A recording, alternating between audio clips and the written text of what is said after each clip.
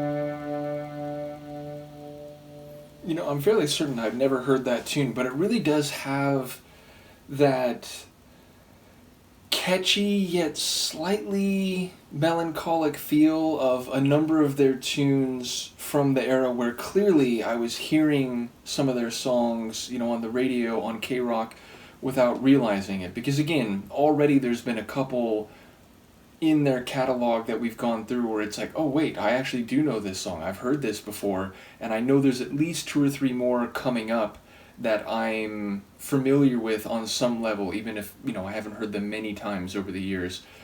But yeah, this has a similar sound. It feels like the kind of tune that I would hear on K-Rock back in the day. But as I said, I'm fairly certain I never heard this one. It just has that like classic mid-80s Cure sound as I've come to understand it. And I do know that one of the other ones like coming up on this album, Close to Me, maybe even the next one, that's one that I know, and I have already reacted to the music video, which I did because I knew I was familiar with the tune. In any case, I'm looking forward to reacting to that one in audio form in this format.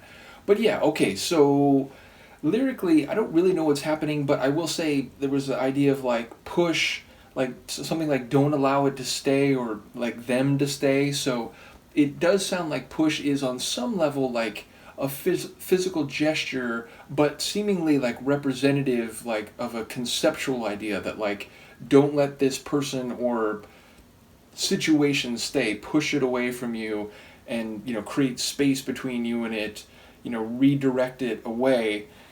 And in that regard, I wonder whether it is, on an emotional level like a defense mechanism, or whether it's about more the behavior or the status of whatever is being pushed away. But it's like prescriptive, right? Like it sounds like he's saying it to someone. Now you could be saying that to yourself in your head, meaning it might be self-directed, but I did wonder if the narrator is addressing someone about a situation that the narrator isn't directly involved in, but is offering advice on how to deal with it.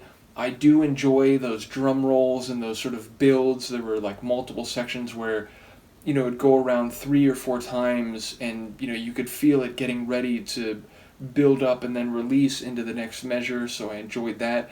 There's definitely a nice bass groove going throughout the tune. And like early in the track, I was like, wait, I'm definitely hearing some guitar flourishes, but are there keyboards behind that?